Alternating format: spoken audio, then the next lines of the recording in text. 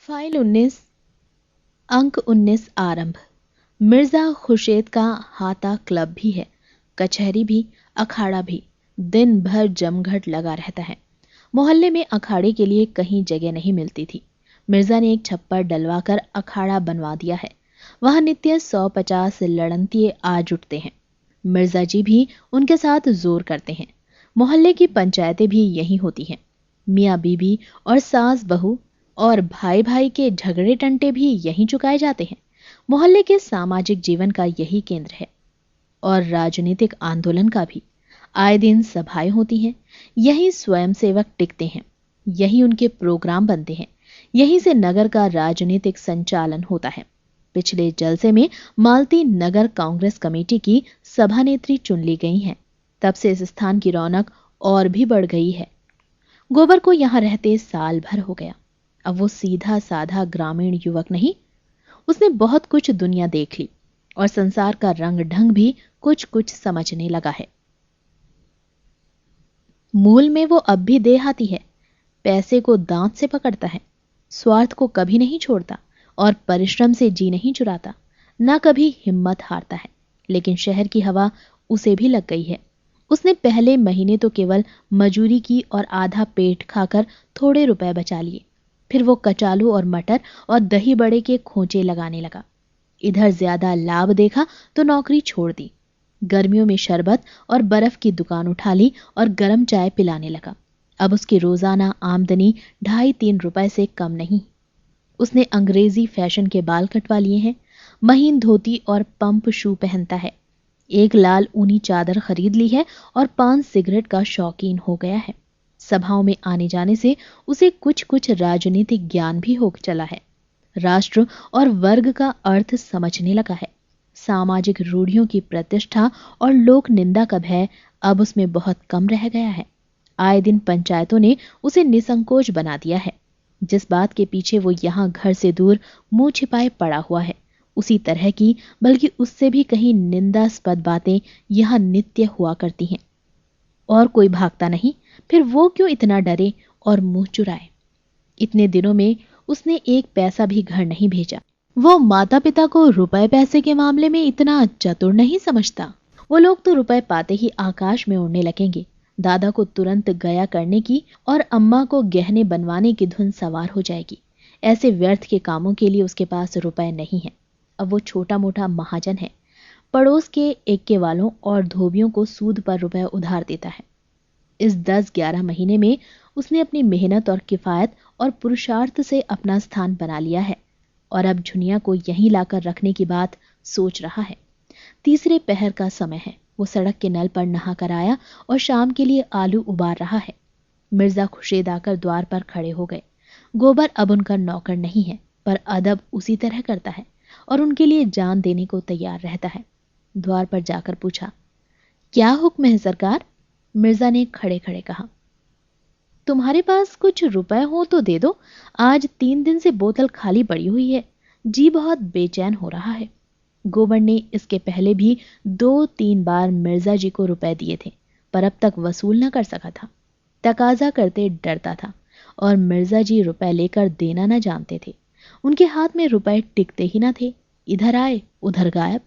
ये तो ना कह सका मैं रुपए न दूंगा या मेरे पास रुपए नहीं है। शराब की निंदा करने लगा। आप इसे छोड़ क्यों नहीं देते सरकार? क्या इसके पीने से कुछ फायदा होता है? मिर्जा ने कोठरी के अंदर खाट पर बैठते हुए कहा, तुम समझते हो मैं छोड़ना नहीं चाहता और शौक से पीता हूं। मैं इसके बगैर जिंदा नहीं रह सकता। तुम अपने रुपए के लिए ना डरो, मैं एक एक कौड़ी अदा कर दूंगा। गोबर अविचलित रहा। मैं सच कहता हूं मालिक, मेरे पास इस समय रुपए होते तो आपसे इनकार करता। 2 रुपए भी नहीं दे सकते? इस समय तो नहीं है। मेरी अंगूठी गिरवी रख लो।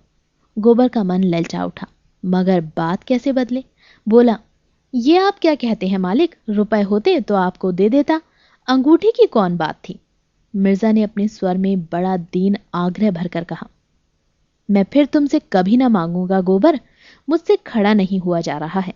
इस शराब की बदौलत मैंने लाखों की हैसियत बिगाड़ दी और भिखारी हो गया। अब मुझे भी जिद पड़ गई है कि चाहे भीख मांगनी पड़े, इसे छोड़ूंगा नहीं। अब गोबर ने अब की बार इनकार किया तो मिर्जा साहब निराश होकर चले गए।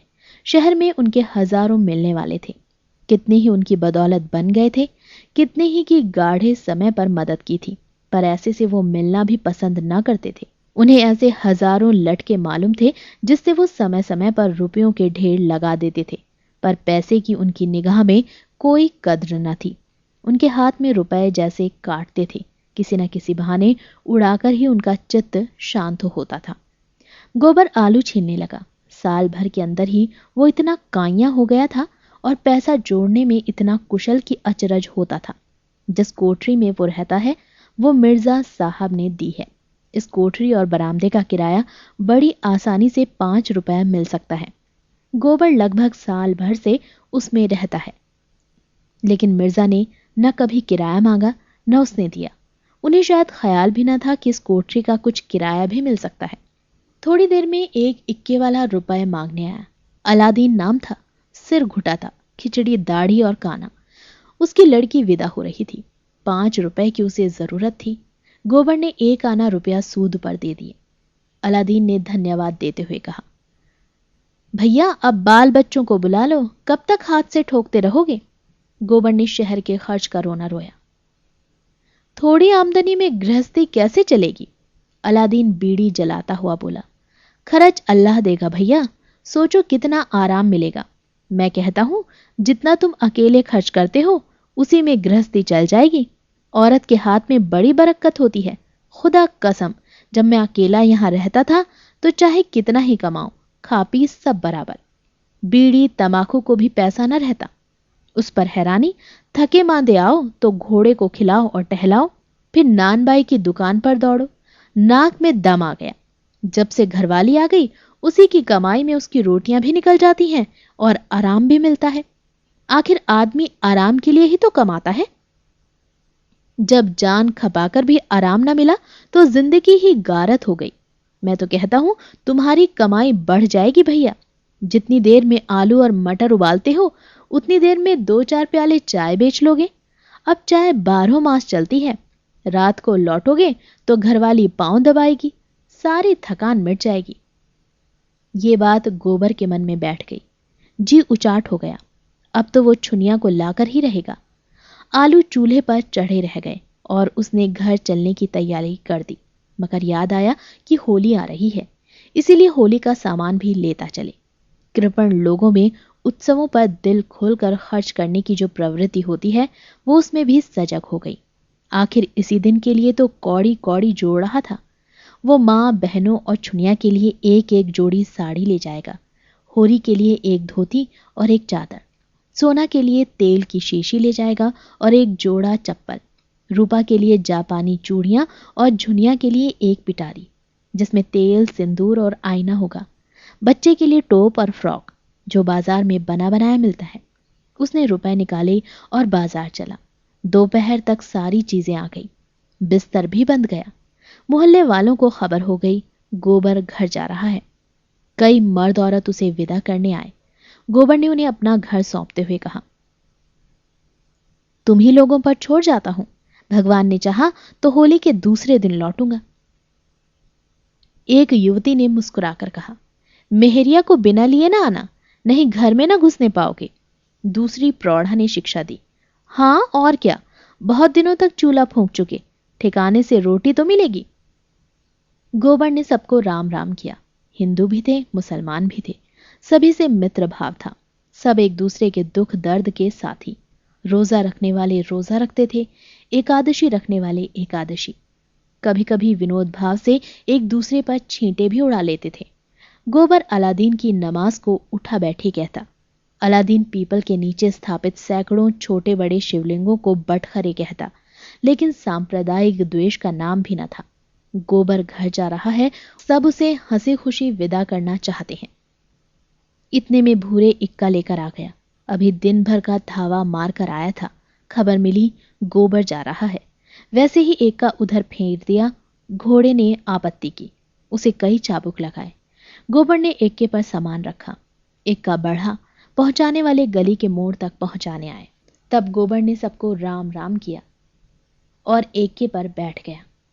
सड़क पर एक का सरपट दौड़ा जा रहा था। गोबर घर जाने की खुशी में मस्त था, भूरे उसे घर पहुंचाने की खुशी में मस्त था, और घोड़ा था पानीदार। घोड़ा चला जा रहा था। बात की बात में स्टेशन आ गया। गोबर ने प्रसन्न होकर 1 रुपया कमर से निकालकर भूरे की तरफ बढ़ाकर कहा, लो, घर वालों के लिए मिठाई लेते जाना। भूरे ने कृतज्ञता भरे तिरस्कार से उसकी ओर देखा। तुम मुझे गैर समझते हो भैया?